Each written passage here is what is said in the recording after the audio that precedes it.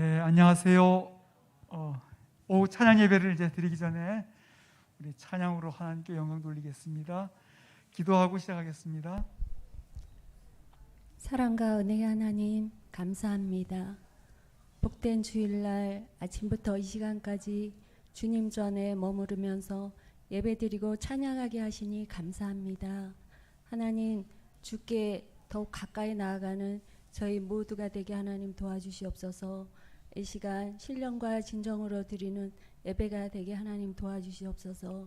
이 시간 예배 전 찬양으로 나아갑니다.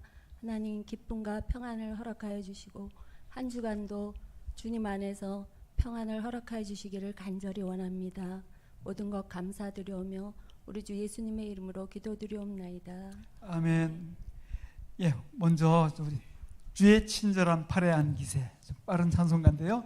자, 우리 한번 힘차게 손뼉 치면서 부르겠습니다.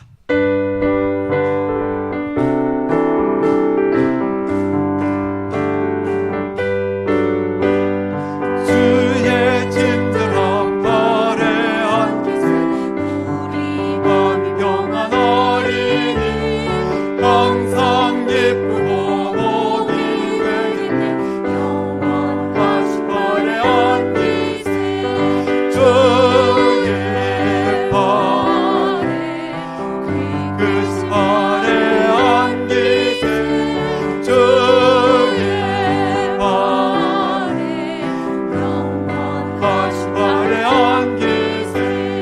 날이 갈수록 주의 사랑이 광명하게 비치고 전성 가는 길 편히 가리니 영원하신 발에 안기세 주의 발에 크신 발에 안기세 주의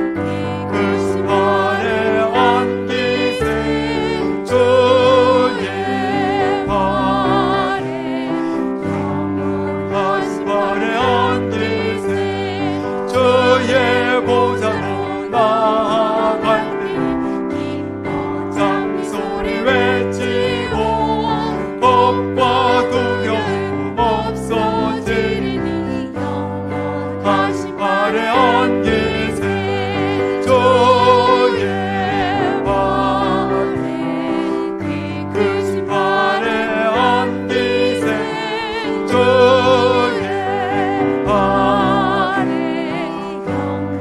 하신 발에 안기세.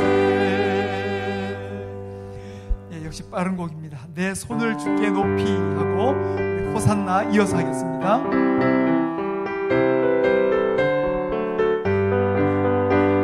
내 손을 주께 높이 듭니다. 내 찬양 받으실 주님 내 마음을 주께 받으실 주님 슬픔 대신이라고 죄 대신 화받은 근심 대신 찬송을 찬송의 옷을 주셨네 손을 주께 높이 듭니다 내 찬양 받으실 주님 내 마음을 주께 완전합니다 내 찬양 받으실 주님 한 번 더 합니다 내 손을 주께 높이 듭니다 내 찬양 받으실 주님 내 마음을 주께 완전합니다 내 찬양 받으실 주님 슬픔 대신이라고 죄 대신 화관을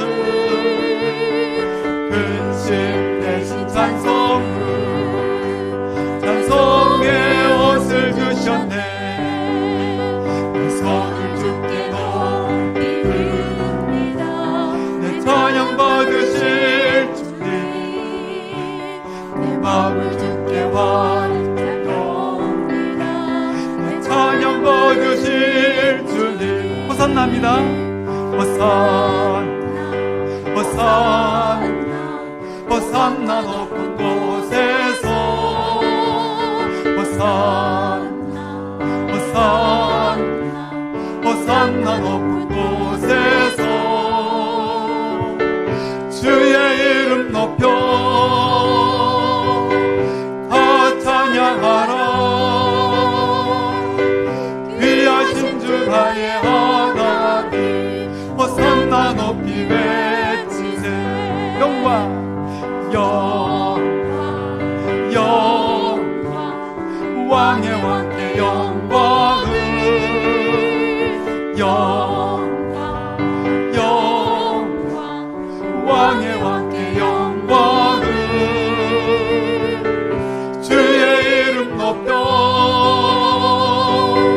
다 찬양하라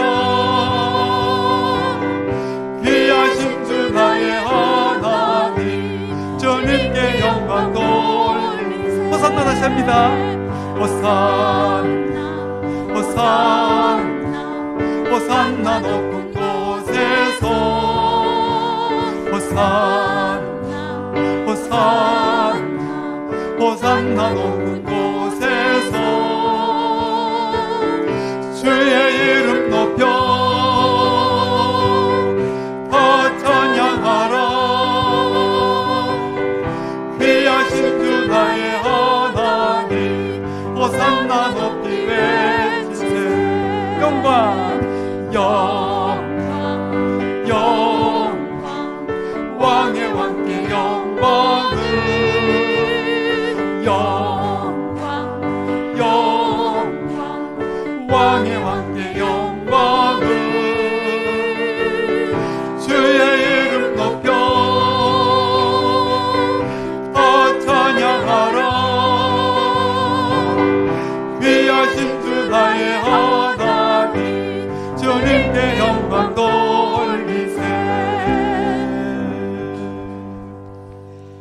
예, 누군가 널 위해 기도하네 하겠습니다.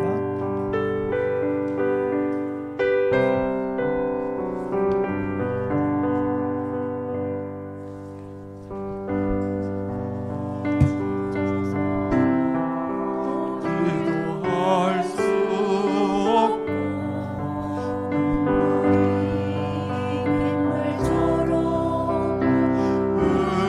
흘러내릴 때 주님은 아시네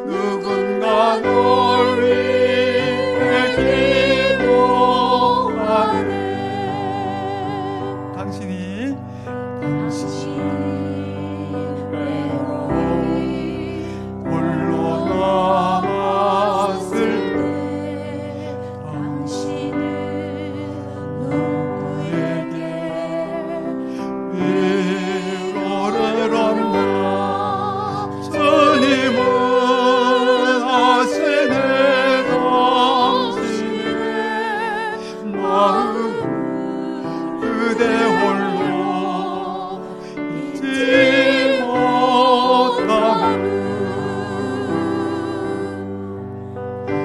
너도 나 너를 위해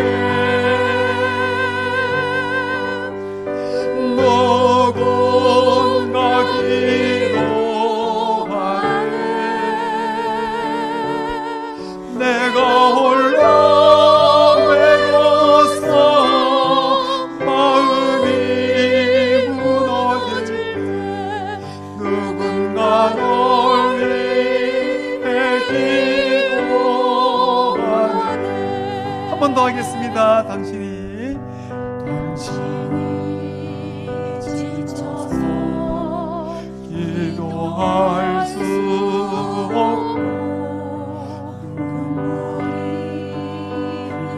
서로 물 흘러내릴 때 주님은 아시네 당신의 약한 사랑으로 돌봐주시네 너도 나 너를 위하여 너도 나 기도하네 내가 홀로 외로워서 마음이 무너질 때 누군가 널 위해 기도하네 당신이 외로이 홀로 남았을 때 당신은 누구에게 위로를 얻나 주님은 아시네 당신의 마음 그대 홀로 잊지 못함을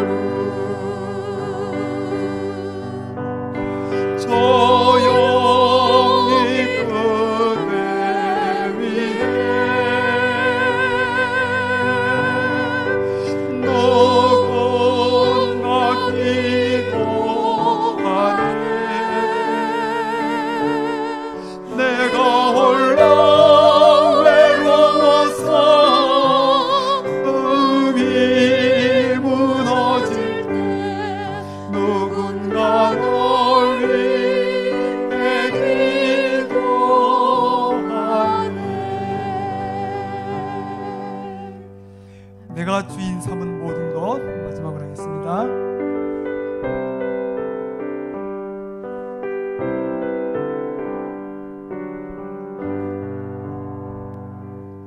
내가 주인 삼은 모든 건 내려놓고 내 주 대신 주 앞에 나가 늘 사랑했던 모든 건 내려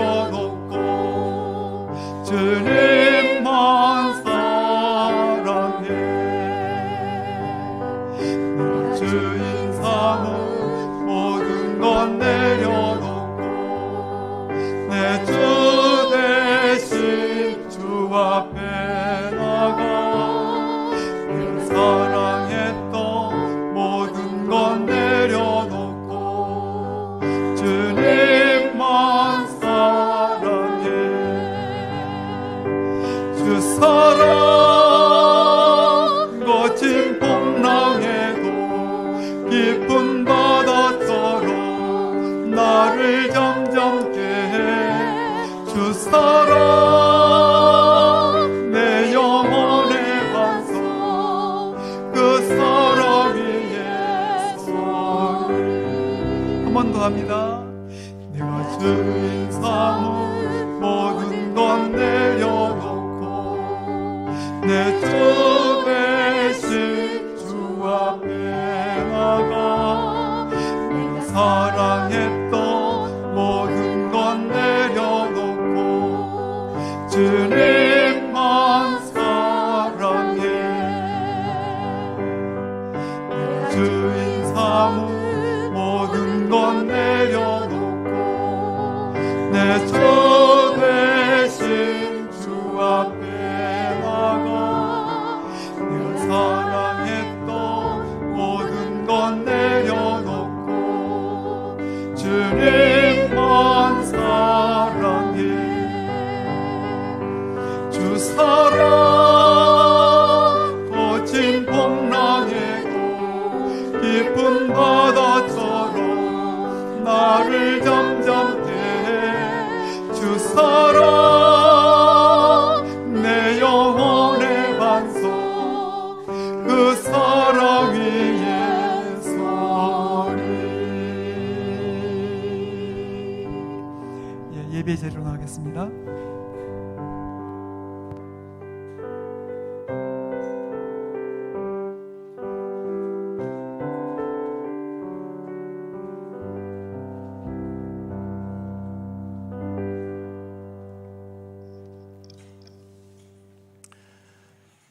은혜와 사랑이 풍성하신 주여와 하나님, 주님께서 함께 하시는 이 귀한 주일, 오전에도 예배했지만 이 오후 시간도 한 번 더 주님을 사모하는 마음으로 저희들이 이 자리에 모였습니다.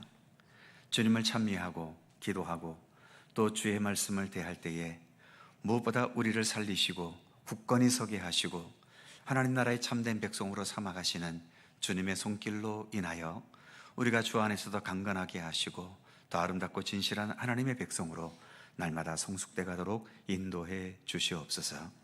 이 오후 시간도 주 성령께서 우리 가운데 친히 함께 하시기를 원하옵고 예수님의 이름으로 기도드립니다. 아멘. 찬송 한 곡 더 하죠. 27장 함께 부르시고, 송옥수 원사님 안 나오셨나요? 네. 27장 함께 부릅니다.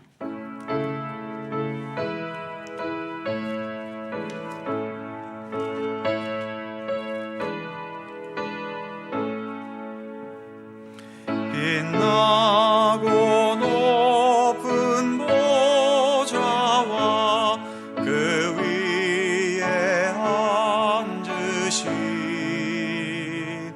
주 예수 얼굴 영광이 해같이 빛나네.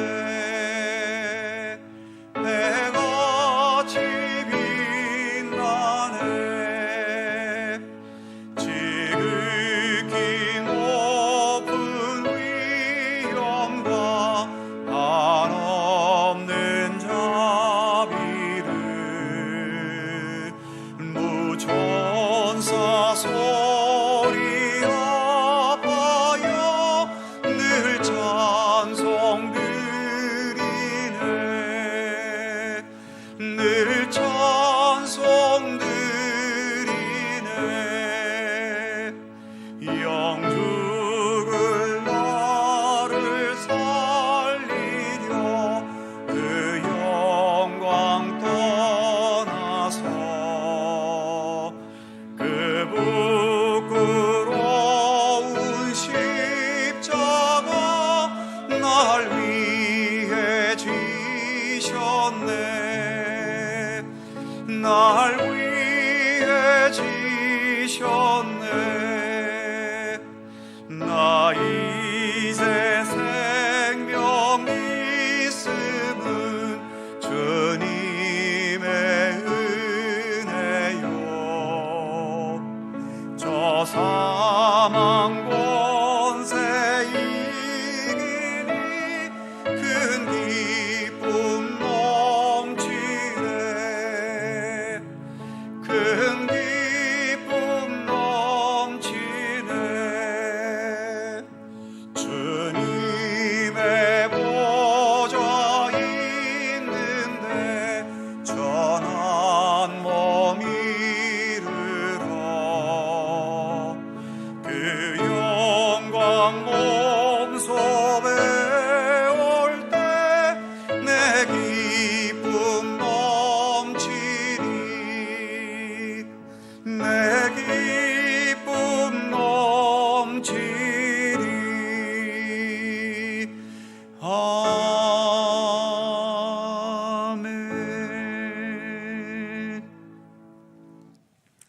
이 시간 우리 한 목소리로 함께 기도하기 원합니다.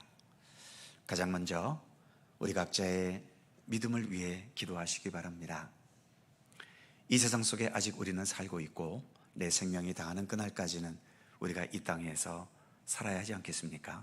그러나 죽을 목숨에 너무 매여 달리지 말고 우리를 참된 생명의 길로 이끄시는 우리 주 예수 그리스도를 따라, 말씀 따라, 또 주님의 선하신 인도하심 따라 살아가는 우리의 믿음의 삶이 되기를 위해 기도하시기 바랍니다. 어떤 상황이 되더라도 거기에서 먼저 주님을 생각할 수 있고 주님을 먼저 택하고 따를 수 있는 우리들 각자의 믿음을 위해 기도하시기를 바랍니다.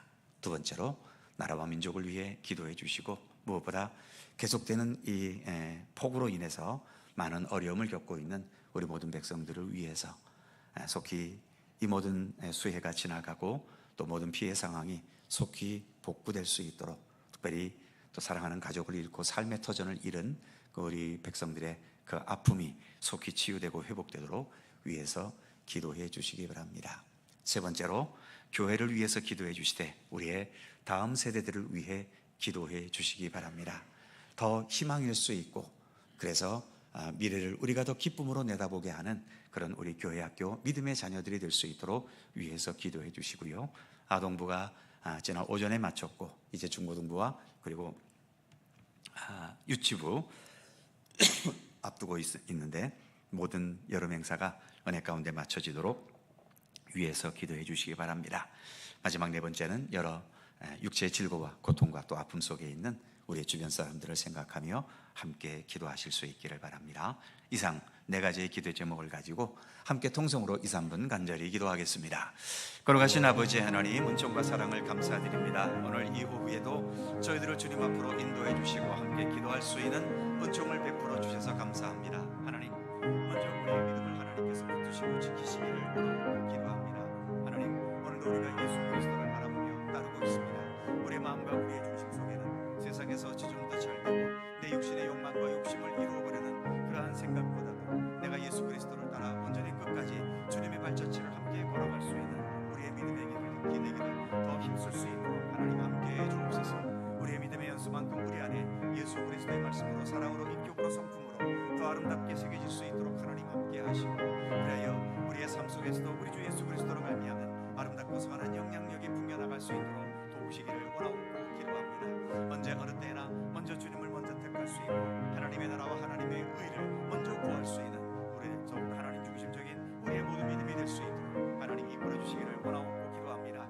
여전히 우리 가운데 남아있는 죄악의 욕망들과 헛된 생각들과 또 세상의 뜻대로 되고자 원하는 이러한 모든 육신적인 생각들을 하나하나 내려놓게 하시고 오직 내 안에 예수 그리스도로도 충만히 채워지는 아름답고 참된 믿음의 길을 걷도록 이끄시기를 원하옵고 기도합니다. 이 나라와 민족을 하나님 오늘도 긍휼히 여기시고 계속되는 수해로 인하여서 많은 백성들 삶의 터전을 잃고 사랑하는 가족을 잃는 아버지 하나님 어려움 속에 있음을 하나님 기억해 주옵소서. 더 이상 아버지 하나님 피해가 계속되지 않도록 하나님 우리를 지켜주시고 이제 모든 여러 가지 상처난 곳에 주님 이 모든 것들을 또 함께 협력하여 지금까지 했던 것처럼 잘 회복해 나가도록 하나님 우리 가운데 함께 하시기를 원합니다. 저들의 모든 상처와 아픔을 치유하시고 주님의 은총 속에도 강건할 수 있도록 하나님 붙드시기를 원하옵고 기도합니다. 아버지 하나님, 우리의 교회 가운데 함께 하시되 무엇보다 교회 학교가 더 주안해서 새로워지고 아버지 하나님 희망적인 교회 학교가 될 수 있도록 하나님 인도해 주시옵소서. 우리의 자녀들 많이 보내주시고 저희들 또한 최선을 다하여 귀한 믿음의 자녀들을 양육해 갈 수 있도록 하나님 함께해 주옵소서. 아동부 여름 성경학교를 은혜 가운데 마치게 주셨고 이제 유치부와 또 중고등부 여러 가지 앞뒤 여행을 계획 중에 있음을 하나님 기억해 주시고 그 모든 것이 주 안에서도 아름답고 선한 열매를 맺어가도록 이끄시기를 원하옵고 기도합니다. 육체의 질고와 마음의 아픔과 여러 가지 삶의 고뇌 속에서 주님의 도우심을 바라는 우리 성도들의 간절한 기도를 하나님 기억해 주시고 어떠한 어려움과 고통과 아픔 속에서도 주님의 도우심의 손길로 인해 더 강건하게 하시고 굳건하게 설 수 있도록 오늘도 우리 가운데 함께하여 주옵소서. 주님, 우리를 사랑하시고 우리와 함께하시고 우리에게 크신 은총의 손길을 펼치심을 믿습니다. 주님의 은총과 은혜에 감사드립니다. 늘 함께하여 주옵소서. 주님.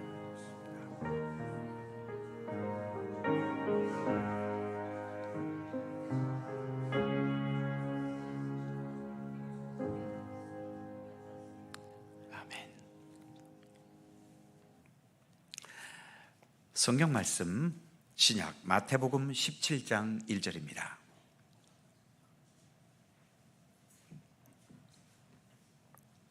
신약성경 28면 마태복음 17장 1절에서 13절까지의 말씀입니다. 찾으셨으면 한 절씩 교독하지요. 제가 먼저 1절 읽습니다. 엿새 후에 예수께서 베드로와 야고보와 그 형제 요한을 데리시고 따로 높은 산에 올라가셨더니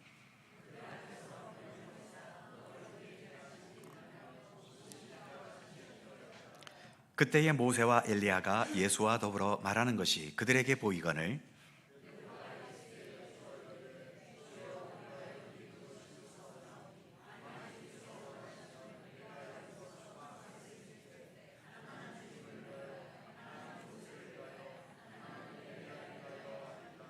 말할 때에 호련히 빛난 구름이 그들을 덮으며 구름 속에서 소리가 나서 이르시되 이는 내 사랑하는 아들이요 내 기뻐하는 자니 너희는 그의 말을 들으라 하시는지라. 예수께서 그들에게 손을 대시며 이르시되 일어나라 두려워하지 말라 하시니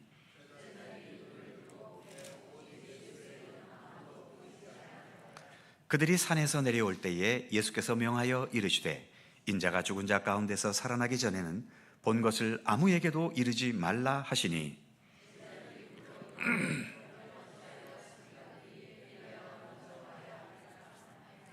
예수께서 대답하여 이르시되 엘리야가 과연 먼저 와서 모든 일을 회복하리라.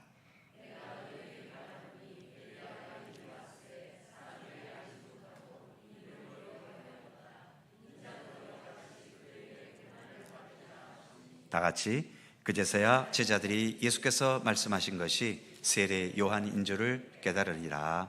아멘. 오늘도 이 말씀 속에서 주님의 크신 은혜를 우리 모두가 함께 사모합니다. 자, 이제 17장에 이르렀고요. 마태복음을 시작한 지 81번째 시간입니다. 아무래도 마지막 장까지 가면 100번이 훨씬 넘을 것 같다는 생각도 드네요. 자, 오늘은 이제 지난 16장에서 주는 그리스도시요 먼저는 오병이어 기적부터 있었죠. 16장은. 그리고 오병이어 기적 후에 이렇게 떡이 없음으로 염려하는 그들을 책망하시는 내용에서부터 16장이 시작이 됐고, 이제 13절 이후로 가이사랴 빌립보에서 너희는 나를 누구라 하냐? 그때 베드로가 주는 그리스도시요 살아계신 아들이시니이다.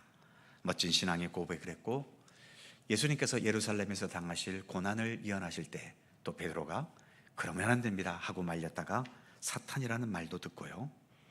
그래서 예수님께서 하신 유명한 말씀 16장 24절이죠. 누구든지 나를 따라오려거든 자기를 부인하고 자기 십자가를 지고 나를 쫓아야 된다. 그 말씀이 있었습니다. 자, 그리고 이제 17장에 이르면 1절에 있는 것처럼 엿새 후에 있었던 일이었다는 거죠. 자, 먼저 1절을 같이 읽습니다. 시작. 엿새 후에 예수께서 베드로와 야고보와 그 형제 요한을 데리시고 따로 높은 산에 올라가셨더니, 딴 말씀은 뭐 문제될 것이 없는데 베드로와 야고보와 그 형제 요한, 예수님의 제자는 몇 명입니까? 12명이 있는데 뭐 12명이 뭐 얼마나 많은 숫자인지 모르겠지만 거기에서 또 구별해서 3명을 따로 높은 산에 그들만 데리고 가셨다. 조금 기분 나쁠 수 있습니다. 거기에 뽑혀서 예수님과 같이 갔다면 어우 내가 이래도 뽑혔어 이러면서 기분 좋을 수 있지만, 뽑히지 못한 제자들은 조금 기분 나쁠 수 있죠. 여러분들은 지금까지 살아오시면서 뽑힘을 많이 당하셨습니까? 아니면 안 뽑히는 적이 훨씬 많으셨습니까? 뽑힌 적이 훨씬 많으셨다면 지금보다 훨씬 더 유명한 사람이 되었거나 크게 성공하신 분이 되었겠죠. 아니면 대통령이 되었을 수도 있고요. 근데 우리는 그런 행운이라고 해야 될지 그런 깜냥이 되지 못해서인지 늘 선택되는 순간에 선택되지 못하고 밀리고 밀려서 지금 여기에 이 정도로 이렇게 사는 것일지도 모르겠습니다. 세상은 어쩔 수 없이 경쟁률이라는 것이 존재하지요. 대학을 가도 몇 대 1, 또 서울의 강남 좋은 지역에 아파트를 청약하면 뭐 요즘도 이렇게 집값이 떨어지는데도 좋은 목세 있는 데에는 뭐 200 몇십 대 1, 때로는 뭐 몇천 대 1의 경쟁률까지도 있다고 하더군요. 그래서 그런 집은 뭐 로또 집이다라고까지 말하기도 하고요. 어디 야유회 같은 데 가서 그 행운권 추첨할 때에도 여러분들은 잘 뽑히시는 편입니까? 잘 안 뽑히시는 편입니까? 저는 이상하게 그 운이 없더라고요. 지난 6월에 우리 노회 체육대회에서 우리 교회에서도 이게 상품을 몇 가지 이렇게 기증해서 가지고 갔는데 그게 보니까 한 50개 넘더라고요. 전체 합치니까 50 몇 개쯤 되는데 모인 사람은 한 200명인가 된 것 같고요. 그거 하나 좀 걸리면 안 될까요? 야, 주변에서는 다 뽑히는데 저는 안 뽑히더라고요. 저는 여태까지 이거 뭐 뽑기 해가지고서 뭘 이렇게 이거 행운이다라고 싶은 경험이 사실 거의 없습니다. 그래서 그런 데에서는 별로 이렇게 선택을 못 받는 것 같아요. 그래도 일단 우리는 크든 작든 하나님의 백성으로 어쨌든 택함을 받았지 않습니까? 언젠가도 말씀드린 것처럼 우리가 이렇게 인간으로 태어났다는 이 사실 하나만으로도 우리는 적어도 2억 대 1 내지 3억 대 1의 경쟁률을 뚫고 우리는 이 세상 태어난 겁니다. 이 별것 아닌 것 같은데 여러분들은 대단하신 분들이에요. 세상에 2억 대 1, 3억 대 1보다 높은 경쟁률이 있으면 나와보라고 하세요. 여러분들은 그 경쟁률을 뚫고 이 세상에 나오신 겁니다. 거기다가 대한민국만 따져도 우리 대한민국의 복음화율이 아직 20%가 되지 않습니다. 한 17, 8%, 뭐 높게 보는 분은 한 19% 정도까지 보지요. 그러니까 10명 중에 8명은 아직도 택함을 받지 못한 거예요. 우리는 적어도 그 20% 안에 들어가서 이렇게 뭐 교회에서 직분이 있던 없던 뭐 교회에서 나를 인정해 주든 인정해 주지 않든 상관없이 우리는 하나님의 인정을 받고 이렇게 그리스도인으로 살아가고 있는 것 아니겠습니까? 그러니까 너무 뭐 주변의 여러 가지 것에 선택받지 못한 것에 너무 열받지 마시고 그래도 내가 이 땅에 태어났다는 사실 그리고 내가 그리스도인으로 부름받아서 오늘도 예수님과 함께 동행하고 있다는 이 사실 그냥 여기에서 우리는 더 만족하고 기뻐하고 감사하고 그런 기쁨과 감사가 있어야 거기에 더해서 행운권에도 추첨이 되고 또 어딘 좋은 일이 있을 때도 선택을 받는 뭐 그런 일들도 더 확장돼서 주어질 수도 있겠지요. 자, 이 인물을 보실까요? 1번에 보면 따로 데리시고 가로 1번 택함 받은 제자와 택함 받지 못한 제자 산 위의 제자와 산 아래의 제자 그 밑에 화살표 누가 더 훌륭한가? 누가 더 훌륭하죠? 세상에서는 당연히 선택받아서 산에 올라간 제자가 훌륭하고 나머지 9 제자는 별 볼일 없고 대부분 그렇게 보겠지요. 좀 더 확장해서 두 번째 보시면 교회의 직분자와 일반 성도들 선교지에 가면 선교하는 사람과 선교를 받는 사람들 어려운 사람들을 돕는다고 할 때에 돕는 자와 도움을 받는 사람들 누가 더 훌륭합니까? 당연히 세상의 시각으로는 직분자가 일반 성도보다 훌륭한 것 같고 선교를 받는 사람보다는 선교하는 사람이 더 훌륭해 보이고 도움을 받는 자보다는 돕는 자가 더 훌륭해 보이기도 하지요. 그러나 세 번째, 필요에 따른 구별을 차별로 인식하지 말라는 겁니다. 필요에 따라서 누군가는 주는 자가 되고 누군가는 받는 자가 된 거예요.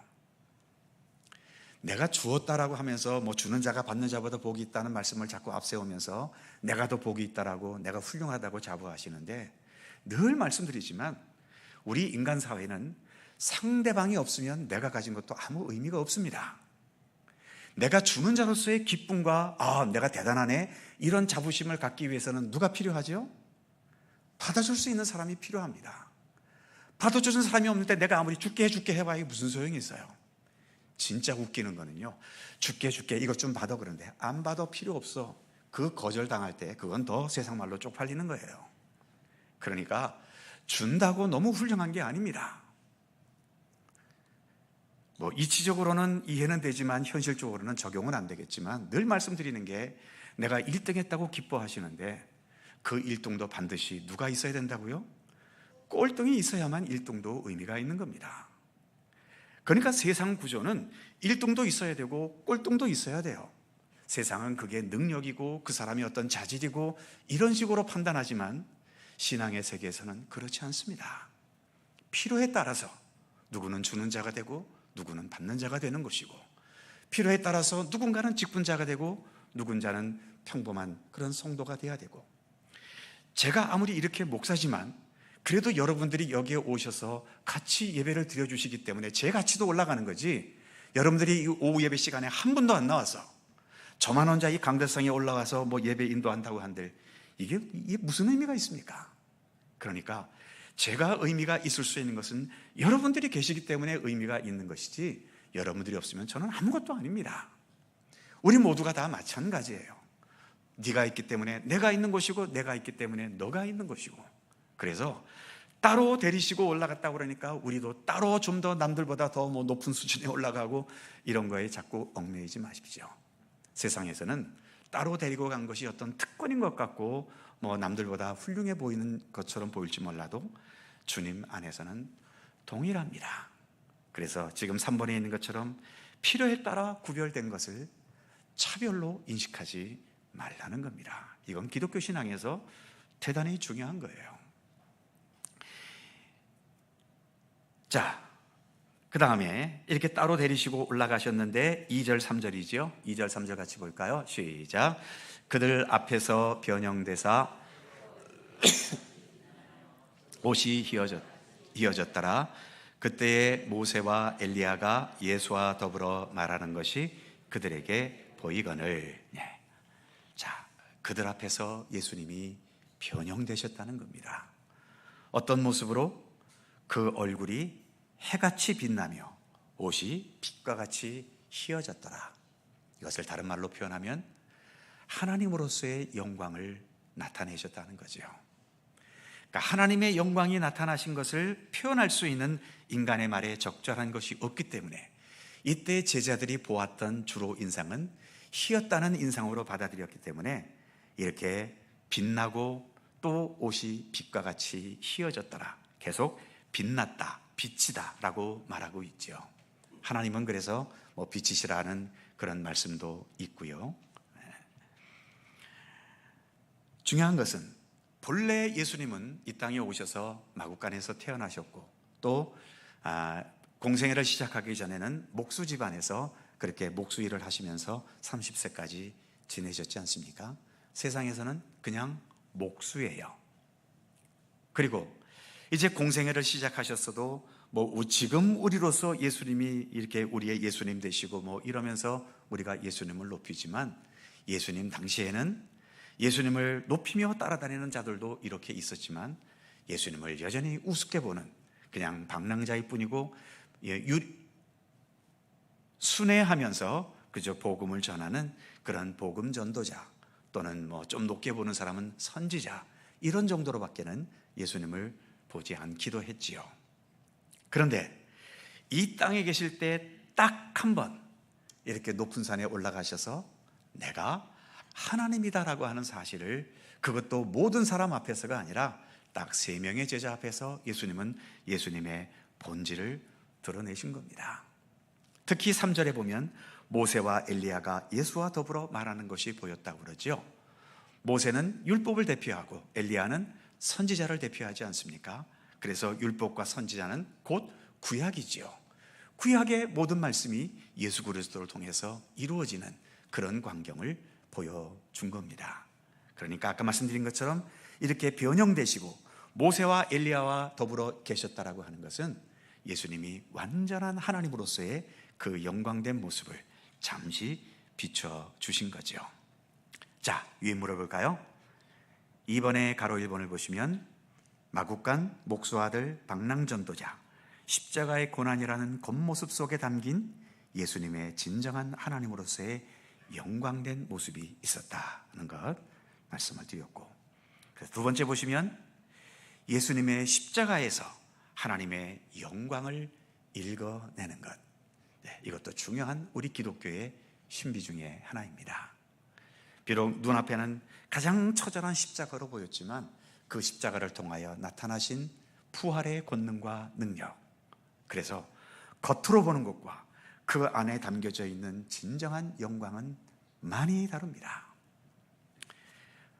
우리가 이렇게 그리스도인으로 살아가지만 아직은 이 세상에 있기 때문에 이 세상 요소에 의해서 내 가치가 판단될 때가 많습니다. 돈이 많으면 존귀함 받지만 돈이 없으면 소홀히 여김을 당하고, 많이 배우면 또 유식하다고 박사라고 말해주기도 하지만 배우지 못했을 때에는 무식하다고 평가받고, 얼굴이 잘생기면 미인이다 미녀다 또 그렇게 사람들이 높여주고, 또 좀 얼굴 순서가 좀 이상하면 못생겼다, 어떻게 저렇게 추할 수 있냐, 뭐 이런 판단을 받기도 하지요. 세상은 이렇게 우리의 겉모습만 보고 있는데요, 적어도 우리의 내면 속에는 무엇이 있습니까? 하나님께서 우리 인간을 만드실 때에 무엇을 따라 만드셨지요? 하나님의 형상을 따라 우리 인간을 만드셨습니다. 눈으로 보이지는 않지만 우리의 내면 속에는 하나님의 형상이 있어요. 거기다가 우리는 예수 그리스도와 함께 살아가는, 예수 그리스도를 믿는 그리스도인들 아닙니까? 우리 안에는 무엇이 있을까요? 예수님께서 우리를 위해 걸어가셨던 고난의 흔적인 주님의 십자가가 우리 안에 있고요, 그 십자가를 이기시고 나타내신 부활의 생명력이, 그 구원의 생명력이 우리 안에 있어요. 이것은 뭐 해부에서 나올 것은 아니지만 우리가 믿음의 길을 걸어가면서 주님께서 내 안에 얼마나 그 많은 영광과 은혜와 사랑을 심어 놓으셨는가. 그래서 우리의 겉모습은 다 다르지만 우리의 겉모습이 아닌 정말 우리 각자의 내면 속에 있는 주님의 구원의 손길, 사랑의 손길, 생명의 손길, 이것을 우리가 서로 읽어낼 수 있어야 되는 거죠. 그래서 유인물 다시 보시면 바로 이번에 예수님의 십자가에서 하나님의 영광을 읽어내는 것, 그 다음 3번에 보면 형제의 모습 속에 보이는 하나님의 형상 아름다워라. 우리가 교제할 때 부르는 찬송이지요. 그렇습니다.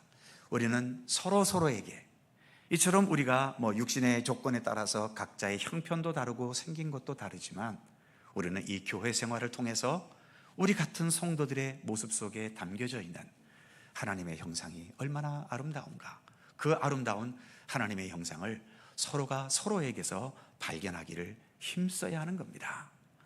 그러라고 교회가 있는 거예요. 서로를 비난하고 서로를 욕하고 서로 분쟁하고 다투라고 교회가 있는 것이 아니라, 우리가 서로 다 부족한 존재들이지만 그래도 우리가 같은 예수 그리스도로 인해 주어진 십자가의 은총, 부활의 생명력, 구원의 은총을 우리가 갖고 있지 않은가.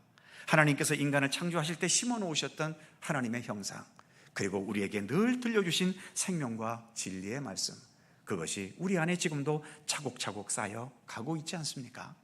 우리가 우리를 서로 바라보면서 서로의 삶의 모습 속에 그러한 하나님의 형상의 아름다움을 읽어낼 수 있는 것, 이게 성숙한 믿음의 사람인 거지요.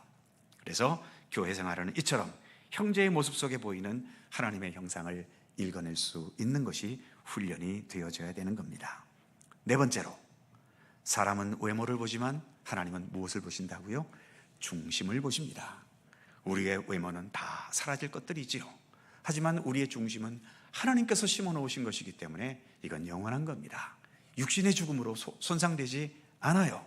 하나님께서 우리 안에 심어 놓으신 하나님의 형상, 구원의 은총, 생명의 역사, 이것은 영원토록 소멸되지 않고 우리에게 함께하는 거죠. 그래서 사람은 외모를 보지만 하나님은 중심을 보시는 겁니다.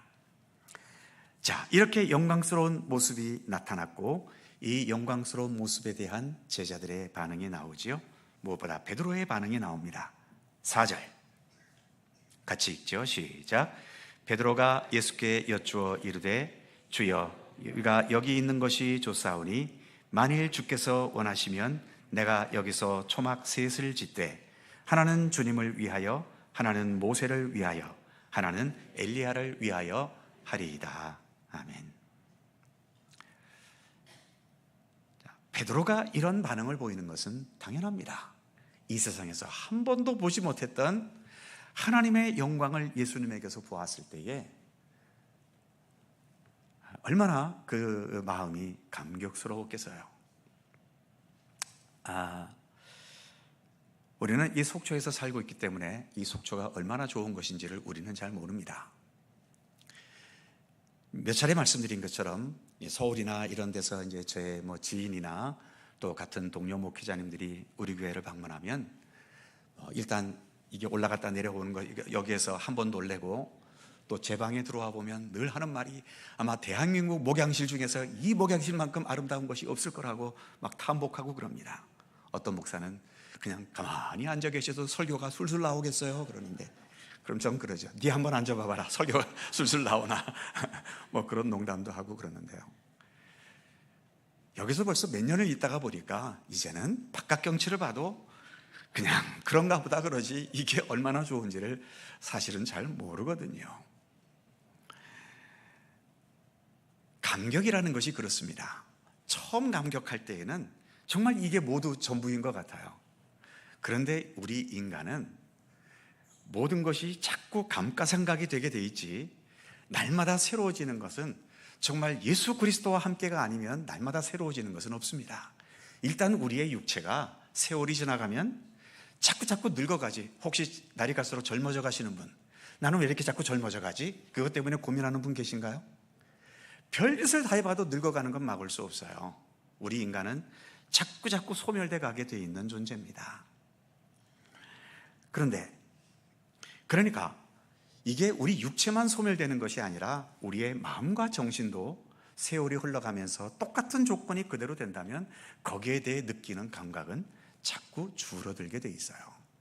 뭘 말씀드리고 싶은가 하면, 감격하는 것에 너무 얽매이지 말라는 겁니다. 감격이 처음에는 확 하고 내게 다가오지만, 그러나 어떻습니까? 세월 지나면 다 똑같을 뿐이에요. 연애 결혼하신 분, 연애하실 때는 어땠습니까? 난 저 남자 아니면, 저 여자 아니면 나는 죽어 하면서 혹시 결혼했는데 살아보니까 진짜 그렇습니까? 저 사람 없으면 내가 죽을 것 같아요? 물론 지금은 죽을 것 같을 수도 있겠죠. 그런데 남편이 죽었다고 따라 죽는 아내 거의 못 봤고요, 아내가 죽었다고 따라 죽는 남편 거의 못 봤습니다. 어쩌다가 한두 사람은 있기는 있더라고요. 그건 진짜 서로 진짜 진실하게 사랑해서 그런 것이겠죠. 다 그렇습니다. 세월이 지나면 모든 것은 자꾸 퇴색하게 돼 있고 낡아지게 돼 있는 거예요. 세상에서도 그래서 유행은 자꾸 바뀌잖아요. 교회도 세월의 흐름에 따라 유행이 자꾸 바뀌어갑니다.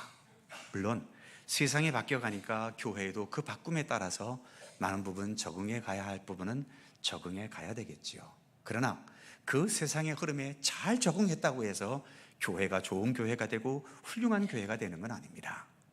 정말 훌륭하고 좋은 교회는 언제나 바른 말씀이 있고, 그 말씀을 온 성도들이 함께 추구하고 그 말씀과 더불어 함께 살아가는 우리의 믿음이 이 교회를 아름답게 하는 것이지, 우리가 지금 이 교회보다도 더 훌륭하게 졌다고 해서 훌륭한 건물이 우리 교회를 훌륭하게 만드는 건 아닙니다. 교회는 건물이 아니라 그 안에 모인 모임이잖아요. 모임이 아름다우면 건물이 낡아도 그 교회는 아름다운 교회이지만, 건물을 이렇게 멋지게 지어놓고도 늘 그 안에서 분쟁과 다툼과 세상적인 욕망을 가지고 그렇게 흔들리고 있다면 그 교회는 훌륭한 교회일 수가 없는 거지요. 그래서 감격이라고 하는 것에 너무 흔들리지 마시고, 예배라는 것도 그렇습니다. 언젠가 말씀드린 적이 있는데, 이 예배 시간에 꼭 은혜를 받아야 되고, 목사님 설교에 막 마음에 감동이 돼야 되고, 찬양을 통해서 눈물을 펑펑 쏟아야 되고, 이것에 얽매이다가는 우리 믿음이 자라지 않습니다. 혹시 집에서 아직도 제사를 지내는 분들이 계신지 모르겠어요. 제사를 오래도록 지내셨던 분들 중에 혹시 그 제사를 지내면서 감동받으셨습니까? 아니, 우리는 고사치고 우리 조상들은 그렇게 때마다 제사를 지내면서 마음에 감동이 있었을까요? 그렇지 않습니다. 본래 제사는 그렇게 감동이 있는 게 아니에요. 구약시대 때는 어떻게 제사를 드렸죠? 양이나 염소를 잡아서 피를 쫙 뽑아가지고요, 가죽을 벗기고 내장을 드러내고, 그리고 그것을 제단불에 올려서 불로 태우면서 제사를 드렸어요.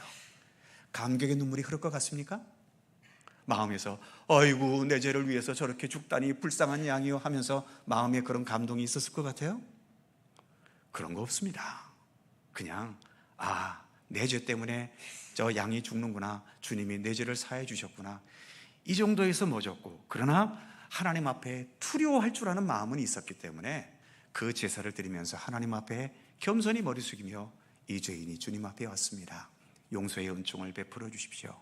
내가 하나님의 사람으로 살게 해 주십시오. 이 정도 선이었던 거죠. 아직도 우리나라 교회는 성도들을 감동시키지 못해서 안달인 교회들이 참 많아요. 어떻게든지 눈물을 쏟아내려고 하고 막 할렐루야 아멘 하면서 막 분위기를 띄워가려고 무척 노력하는데 그거 오래가지 못합니다. 저는 여러분들에게 아멘을 거의 강요하지 않죠. 그렇다고 해서 여러분들이 아멘 하는 것을 막지는 않습니다. 정말 마음에 감동이 되고 기쁨이 있으면 아멘도 하시고 찬송 부를 때 손을 드셔도 좋고, 그것은 우리의 마음속에서 있는 표현이기 때문에 당연히 할 수 있습니다. 하지만 거기에 너무 집착하지는 마세요. 오늘도 예배에 이렇게 오셨는데 어느 날은 뭔가 말씀과 예배와 찬송이 나와 딱 이게 궁합이 맞아서 그날은 정말 뭔가 많은 것을 얻어가는 것 같고 감격과 기쁨으로 돌아갈 수 있는 날이 있는가 하면, 어느 날은 아무것도 건지지 못하고 찬양도 나와 안 맞고 말씀도 나와는 별로 상관이 없는 것 같고 그러면서 돌아가는 날도 있겠지요. 그러나 중요한 것은 내가 오늘도 주님 앞에 나와 내 몸과 마음을 주님 앞에 드렸다는 그 자체가 예배에서 중요한 것이지, 내가 무슨 은혜를 받고 감동을 받고 하는 것은 그렇게 중요한 건 아닙니다. 감동 받아봐야 집에 돌아가면 거의 99% 이상은 잊어버려요. 오늘 낮에 설교 뭐 했는지 기억나십니까? 겨우 한두 시간 지나도요, 물어보면 몰라요. 대부분 통계적으로 나와 있죠. 예배를 드리고 목사의 축도로 축원하옵나이다 아멘 하는 순간 그날에 있었던 예배의 7, 80%는 이미 잊어먹습니다. 나가는 순간, 그리고 집에 가는 순간 90% 이상을 잊어먹습니다. 수요 기도에 올 때까지 95% 이상을 잊어먹습니다. 그 다음 주일에 올 때는 거의 99.9%를 잊어먹고 오는 거죠. 그렇게 감동하고 눈물을 펑펑 쏟아도 우리 속에 남는 건 별로 없어요. 하지만 한 가지는 남죠. 지난주에 교회 오셨습니까? 안 오셨습니까? 기억나죠? 그거는 주님 앞에 온 것 자체로 소중한 거예요.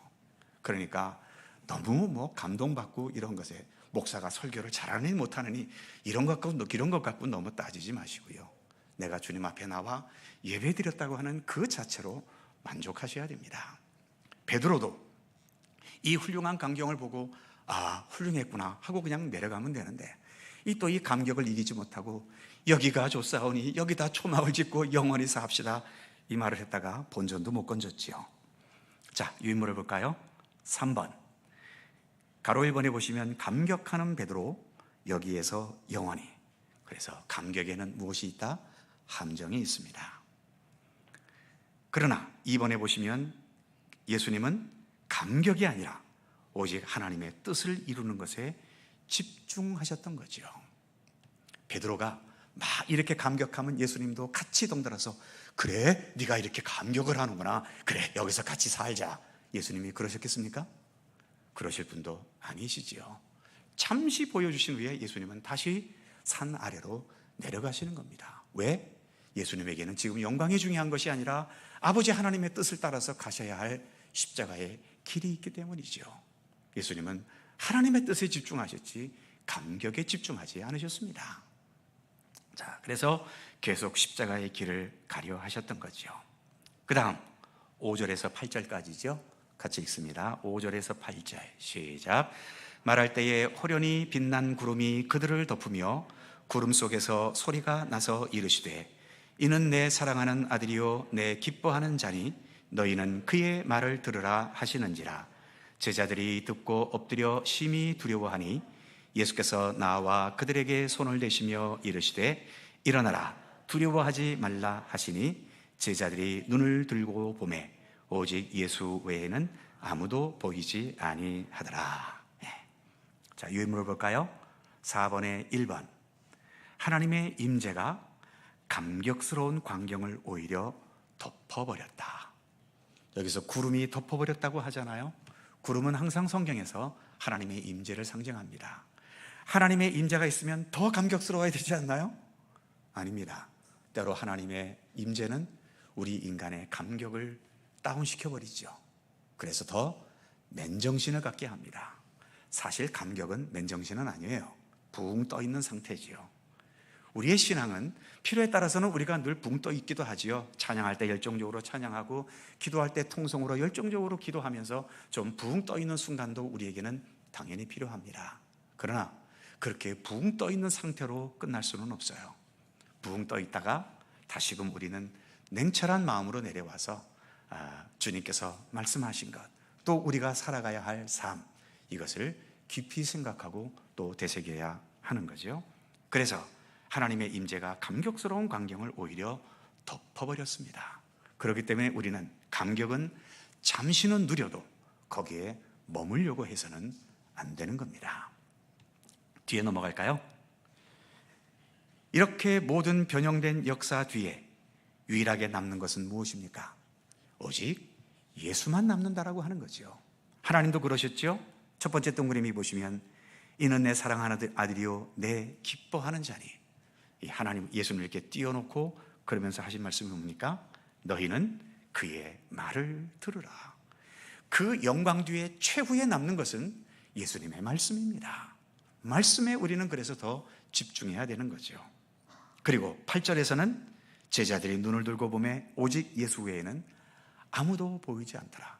그 영광스러운 감격스러운 장면도 순식간에 사라지고 누구만 남았어요? 오직 예수만 보이더라는 겁니다.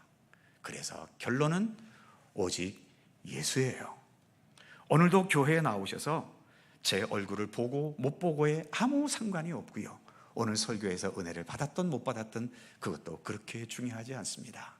그러나 오직 한 가지, 오늘도 내가 예수님과 함께 동행하는 시간을 가졌다는 그 하나의 마음가짐을 안고 돌아가면 그것만으로도 나름대로 충분한 의미는 있는 거지요.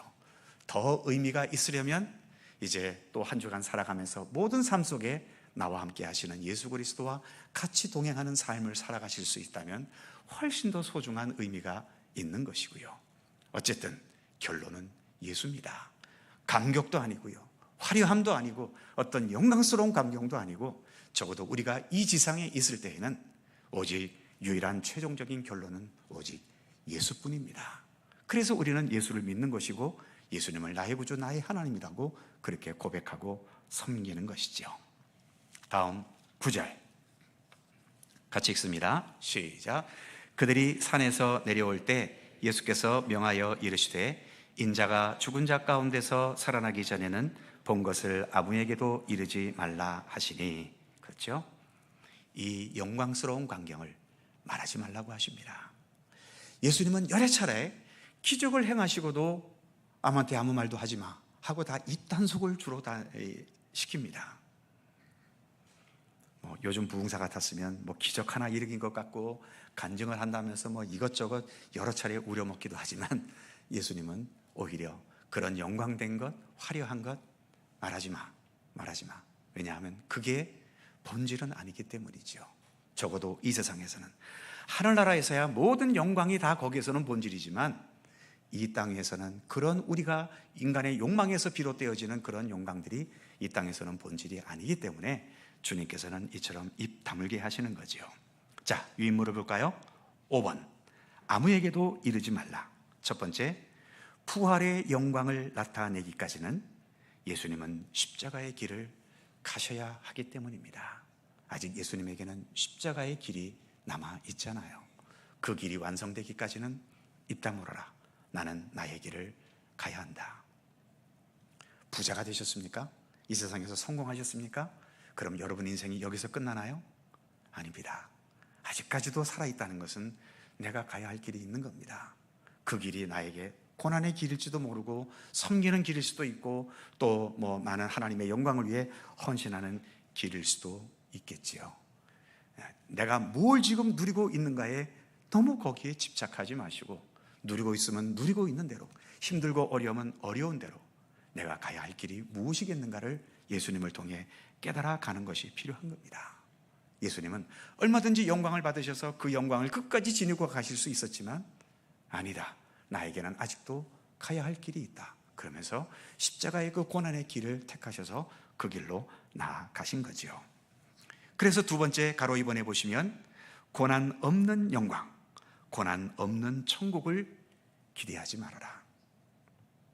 그렇다고 뭐 힘든 삶을 억지로 찾아서 가라는 얘기가 아니고요.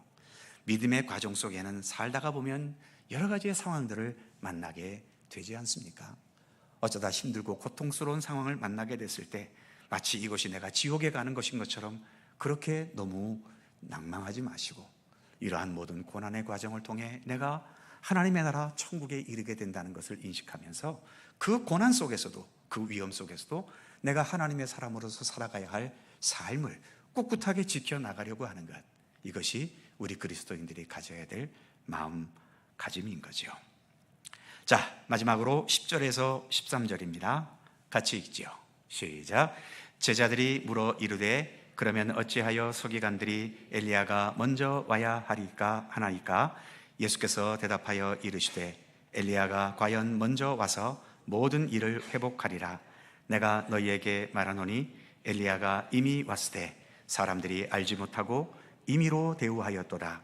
인자도 이와 같이 그들에게 고난을 받으리라 하시니, 그제서야 제자들이 예수께서 말씀하신 것이 세례 요한인 줄을 깨달으니라. 제자들이 어디서 들은 풍어론이 있어서 메시아가 오기 전에 엘리야가 먼저 와야 한다는 그런 말씀이 있었다는 거죠. 그 말씀이 어디에 있냐 하면 가로 1번에 보시면 말라기 4장 5절에 있습니다. 메시아가 오실 때 그 메시아를 예비할 엘리야가 올 것이다 라는 말씀이 있죠. 그러니까 왜 엘리야가 와야 한다고 구약은 말씀하고 있습니까? 하고 물은 거죠. 그때 예수님의 대답, 가로 2번에 있는 것처럼 엘리야가 이미 왔었다. 그런데 이번에 두 번째 동그라미 보시면 너희가 그 엘리야를 임의로 대우했다. 다 세례 요한을 의미하는 거죠. 항상 세례 요한은 정말 예수님보다 먼저 한 발짝 앞서갔습니다. 태어나신 것도 한 발짝 앞섰고, 또 그 사역자로서 사역의 길을 시작하신 것도 예수님보다 조금 앞섰고, 하다못해 죽음을 당한 것도 예수님보다 먼저 앞섰지요. 그래서 어찌 보면 정말 예수님의 길을 잘 예비한 자가 세례 요한입니다. 임의로 대우하였도다라고 하는 것은 이렇게 이 땅에서 순교의 죽음을 당한 그런 것을 의미하죠. 그래서 세 번째 동그라미 보시면 인자도 세례 요한처럼 고난 받게 될 것이다. 그러니까 이 세례 요한은 구약에서 말라기에서 말한 엘리야로서의 그 메시아의 길을 예비하는 역할을 충실하게 했고, 바로 그 길로 결국은 이 땅에서 임의로 대우를 받으며 결국 죽음의 길을 걷게 되는 고난의 길을 걷지 않았느냐. 그래서 예수님은 그 하늘의 영광, 하나님의 본질의 영광을 지니셨으면서도 이 땅 위에서 그처럼 십자가의 길을 완성하시기 위해 끝까지 그 십자가의 길을 걸어가신 모습을 우리에게 보여주셨던 것이죠. 자, 그래서 오늘의 이야기는 하늘의 높은 산에서 하나님의 영광으로 변형되신 것에서 시작해서 결국은 그 결론은 십자가로 이어지는 그런 구조를 본문은 보여주고 있는 거죠. 네, 여기까지 진행하겠습니다. 기도하겠습니다. 하나님 아버지, 예수님께서 높은 산에 올라가셔서 하나님의 영광으로 변형되신 장면, 그리고 그 장면의 의미, 그 장면 앞에서 가졌던 베드로의 감격, 그리고 그 모든 영광스러운 것들이 순식간에 지나가면서 결국은 오직 예수 그리스도만 남게 된 것, 그리고 그 예수님께서 선구자였던 세례 요한의 모습과 같이 그러한 십자가의 고난의 길을 가게 되는 것으로 끝나는 것을 오늘 우리가 함께 살펴보았습니다. 믿음의 길을 걸어가면서 우리가 정말 바라봐야 될 것이 무엇인지를 다시 한번 깨닫게 하시고, 유일한 결론, 그것은 오직 예수 그리스도뿐임을, 그래서 우리의 유일한 길과 진리와 생명은 오직 예수 그리스도이심을 다시 한번 확신하는 우리들 되도록 함께해 주시옵소서. 오늘도 복된 주일을 주셔서 오후 시간까지 함께해 주셔서 감사합니다. 모든 것 마치고 우리의 삶의 터전으로 돌아갑니다. 한 주간 우리가 직장에 있든 가정에 있든 또 어느 사회 속에 있든 주님께서 우리의 모든 삶의 발걸음을 평강과 은혜로 지켜주시고, 무엇보다 예수 그리스도를 언제나 우리 마음에 품고 주님과 함께 동행하는 아름다운 믿음의 발자취를 남기는 우리들이 될 수 있도록 함께해 주시옵소서. 감사와 찬양을 주께 돌리옵고 우리 구주 예수 그리스도의 이름으로 기도하옵나이다. 아멘. 자, 서로 사랑의 인사 함께 나누시고요.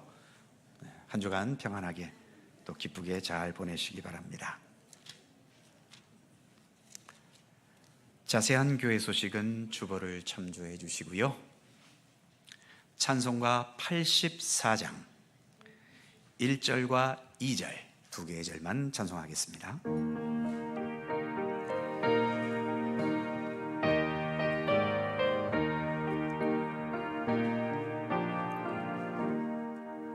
온 세상이 깜깜하여서 참 빛이 없었더니 그 빛나는 영광 나타나 온 세상 빛이었네. 영광의 주, 영광의 주, 밝은 그 빛 내게 비추었네. 영광의 주, 영광의 주, 이 세상의 빛은 오직 주 예수님.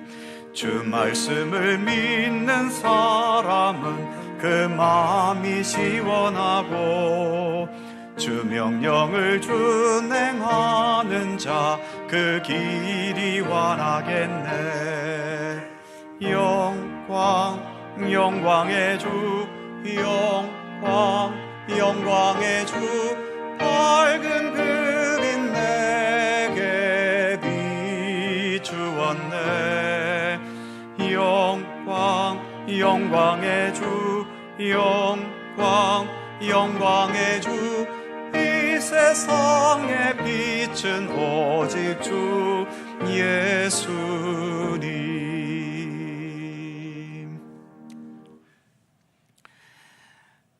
우리의 영원한 생명의 구주이신 우리 주 예수 그리스도의 은혜와 아버지 하나님의 넓고 크신 사랑하심과 성령님의 교통하심과 인도하심과 함께 하심이 오늘도 주께서 베푸신 주일의 예배와 말씀과 은혜의 잔치 가운데 거하게 하시고 또 우리의 삶의 터전에서 우리 주 예수 그리스도와 함께 동행하는 참된 믿음의 삶을 살 것을 우리에게 부탁하시는 주님의 말씀을 듣고 또 한 주간 주님과 함께 동행하기 원하는 사랑하는 모든 주의 백성들 가운데 언제나 함께 하시기를 간절히 축원하옵나이다. 아멘.